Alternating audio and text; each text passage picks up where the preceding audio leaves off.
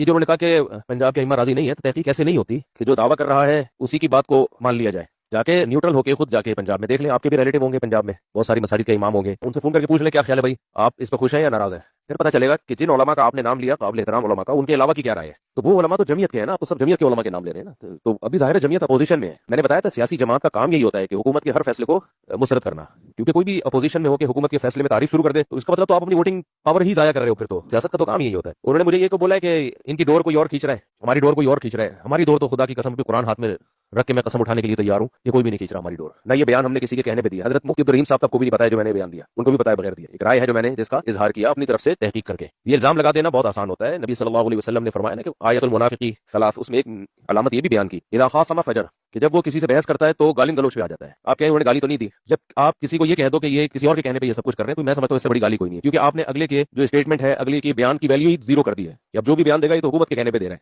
तो मैं कुरान पे अभी भी कसम उठाता हूं वल्लाह कि ना ये मैंने हुकूमत के कहने पे किया, ना हुकूमत से मेरा कोई लेना देना है। तो हमारे तो सही होने की बड़ी अलामत ये है कि जब इमरान खान ने ये काम किया था तो भी हमने तारीफ की थी, मुस्लिम लीगियों ने किया तो भी हमने तारीफ की। हालांकि अगर हम हुकूमत के पिट्ठू होते या किसी सियासी जमात के पिट्ठू होते तो जब इमरान खान करता तो हम मुस्लिम लीगियों ने तारीफ की थी या बुराई की थी? बुराई की थी। अब मुस्लिम लीगी खुद कर रहे हैं तो पीटीआई वाले अच्छाई कर रहे हैं, बुराई कर रहे हैं, बुराई कर रहे हैं। हमारी तो पॉलिसी है, हुकूमत जो अच्छा काम करेगी उसको अच्छा कहेंगे, इसमें हुकूमत का पिट्ठू होने वाली कौन सी बात हो गई? क्योंकि हम खुद इमाम है, इसलिए हमने तारीफ की है कि उलमा को अगर कुछ प्रोटोकॉल मिल रहा है, पैसे मिल रहा है, वेल डन, सुभान अल्लाह, बहुत अच्छा। जरदारी भी ये काम करता, मौलाना फजल रहमान भी ये काम करते तो बहुत अच्छा। और इसी तरह केपीके के बारे में जो बात की है कि केपीके में फलां इमाम, वो हालात देख के हमें अंदाजा हुआ है कि जी वो कैसे वो हुकूमत के फेवर में बातें कर रहे हैं और कैसे वो हालात देख के अंदाजा हुआ है। हुकूमत के फेवर में सियासी जमातें जब उनको कोई सीट वीट मिल जाती है ना, तो जितना वो हुकूमत को फेवर देती है इतना कोई भी नहीं देता। ये आप जनरल मुशर्रफ से भी पहले के दौर से आप देखते चले जाओ, जो हुकूमत में होगा वो खिलाफ ही होगा, आप उसके खिलाफ ही होगे। लेकिन जब आपके साथ कोई बार्गेनिंग हो जाए तो फिर आप जो फेवर देते हो वो सबको पता है, मेरा ख्याल है उस पर दो राय नहीं है। और हम तो उसकी भी तावील करते हैं कि भाई सियासी हिकमत का तकाजा ही है। बाकी केपीके में भी किसने क्या देखा आप जाके देख के आओ। आप अपने अपने गांव में इलाकों में फोन करो, जिस जिस इमाम को मुराद मिल रही है, हाँ भाई कोई शराइतनामा तुमसे लिखवाया गया, कोई तुम्हें पर्चे पकड़ाए गए हैं बयान करने के लिए। अगर हुकूमत ने केपीके में पर्चे पकड़ाए हैं तो उसका इस वजीफे से कोई ताल्लुक नहीं है। मुझे नहीं पता पकड़ाया कि नहीं पकड़ाया, अगर पकड़ाई भी है तो आप जाओ जरा उन आइमा किराम से पूछो। आप लोग फोन करो, आज